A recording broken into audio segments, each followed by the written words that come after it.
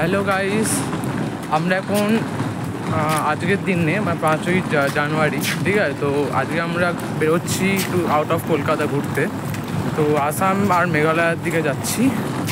তো আজ শিয়ালদা থেকে 6:50 ট্রেন রয়েছে। তো এই মুহূর্তে ঘড়ির কাঁটায় 5টা। রাস্তা পুরো শুনশান, একদম ঠান্ডা একদম, ঠিক আছে। তো এই সবাই বেরোচ্ছি, এবার উবের টুবের ধরবো, ঠিক আছে। তো দেখা হচ্ছে এবার ট্রেনে।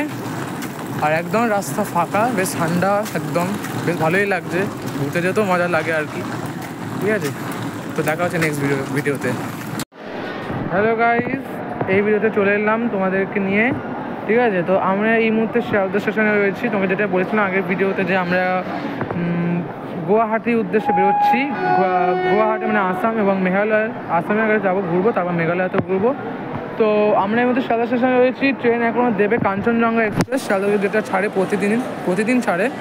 তো ওই ট্রেনে আমরা উঠবো। 6:50 ট্রেন, এখনও পর্যন্ত 6:26 ট্রেন এখনও দেয়নি প্ল্যাটফর্মে, তো দিয়ে দেবে। আসার সময় আমাদের একটু কষ্ট হয়েছে, কেননা শ্রীদারা থেকে ম্যারাথন দৌড়ের জন্য অনেক রাস্তা বন্ধ করে দিয়েছিল। তো উবের ধরতে আমাদের খুব কষ্ট হয়েছিল। তো ফাইনালি আমরা এখানে পৌঁছে এসেছি, ঠিক আছে। তো I am very excited about this tour. And এটা নট অনলি আমার বাবা মায়ের সাথেও করছি না, এটা আমাদের মামার বাড়ি পরিবারের যে সদস্য সব রয়েছে তাদের সাথেও করছি, ঠিক আছে। মানে পুরো গোটা ফ্যামিলি নিয়ে একটা নর্থ ইস্ট ইন্ডিয়া ট্যুর। এটা এই নর্থ ইস্ট ইন্ডিয়া ট্যুরটা স্পেশালি আমার ফার্স্ট ট্যুর এটা আর কি। ইচ্ছা ছিল যাওয়ার, সেখানেই যাচ্ছি। তারপরে মেঘালয়তে যাচ্ছি, আরও এক্সাইটেড আমি, ঠিক আছে। এখন ট্রেন দেয়নি, ট্রেন দিক, ঠিক আছে। তো শিয়ালদা স্টেশনের অবস্থা এখন এই মুহূর্তে খুবই ভিড় হওয়ারই কথা, ঠিক আছে। তো এখন ট্রেন আসুক, নেক্সট ভিডিওতে আমরা ট্রেনের মধ্যে কথা বলবো, ঠিক আছে, বাই। তো দেখতেই পাচ্ছ শিয়ালদা স্টেশন থেকে অ্যাকচুয়াল টাইম 6:50 ট্রেন ছেড়েছে। এবার আমরা যাচ্ছি গুয়াহাটির উদ্দেশ্যে। একদম কুয়াশা, মেঘ, শান্ত। তো আমরা দেখতে দেখতে ফারাক্কা ব্যারেজে চলেই এলাম, ঠিক আছে। তো এই ফারাক্কা ব্যারেজ ক্রস করছি। তো কোন ঘড়িতে বাজে 12:30। ট্রেন আমাদের লেটও করেনি, তো চলছে ট্রেন ফারাক্কা ব্যারেজের ওপর।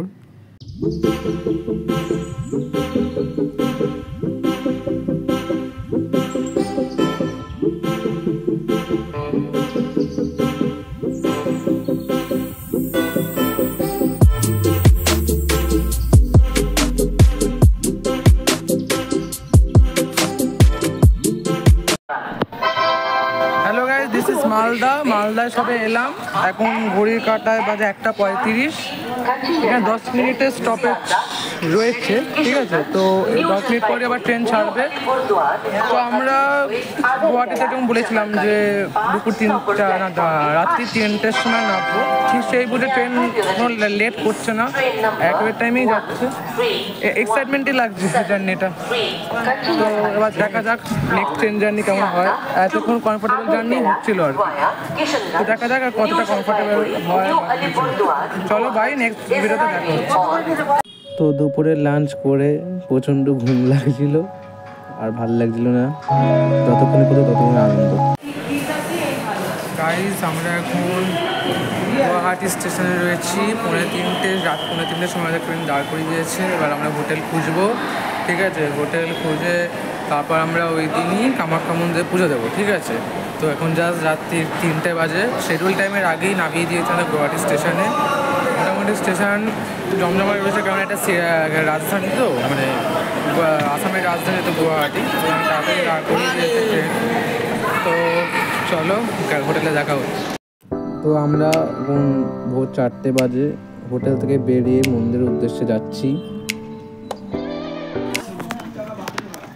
হ্যালো গাইস, এই মুহূর্তে আমি আসামে রয়েছি, ঠিক আছে। আসাম কামাখ্যা মন্দিরে, যেহেতু আসামে যখন এসেছি কামাখ্যা মন্দিরের পুরোটা তো অবশ্যই আমি দেবো, ঠিক আছে।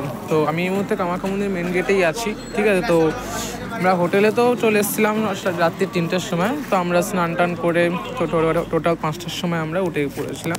তো এই মুহূর্তে মেন গেটেই রয়েছে, অটো করে আমরা এলাম। এবার আমরা শেয়ার গাড়ি করে কামাখ্যা মন্দিরের পাহাড়ের উপর, আমরা পাহাড়ে যেরকম ওঠে ঠিক সেরকম পাহাড়ের উদ্দেশ্যে আমরা যাবো। তো সেই ভিডিওটা শেয়ার করতে থাকবো, দেখতে থাকবো। তো আমরা সেই ট্যাক্সি ধরে নীলাচল পাহাড়, যেখানে কামাখ্যা মন্দিরটা রয়েছে, সেই পাহাড়ে আমরা উদ্দেশ্যে মানে রওনা হলাম, সেই মন্দিরের উদ্দেশ্যে। তো সেই পাহাড় থেকে আমরা ভোরবেলা উঠছি।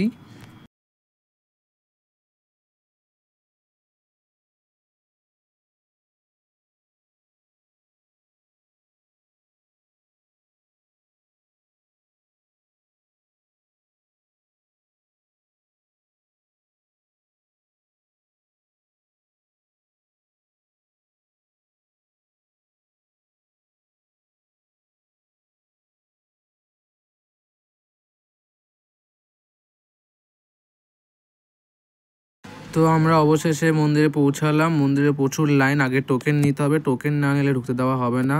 তো অনেক লাইন পড়েছে টোকেন নেওয়ার জন্যে।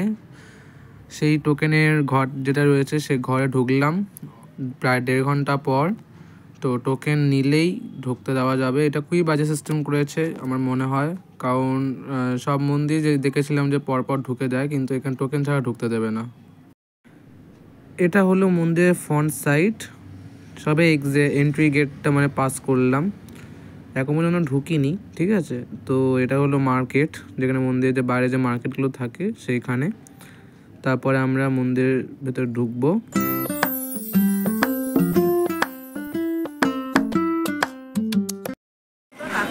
এটা দেখতে পাচ্ছ যে এটা কামাখ্যা মন্দিরের উদ্দেশ্যেই উঠছি, ঠিক আছে।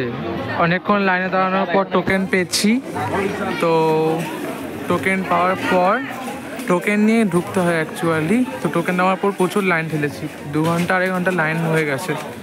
তো এইবারে মন্দিরের দিকেই ঢুকছি। তো বুঝতে পারছি না যে ভেতরে ভিডিও করতে দেবে কি না। যদি ভিডিও করতে দেয় তো তোমাদের দেখাবো, তো দেখতে থাকো। এটা হলো মন্দির ক্যাম্পাস, ঠিক আছে। তো মন্দিরটা একটু ঘুরছিলাম, যখন লাইনে দাঁড়িয়েছিলাম তো মন্দিরটা ঘুরছিলাম। তো দেখো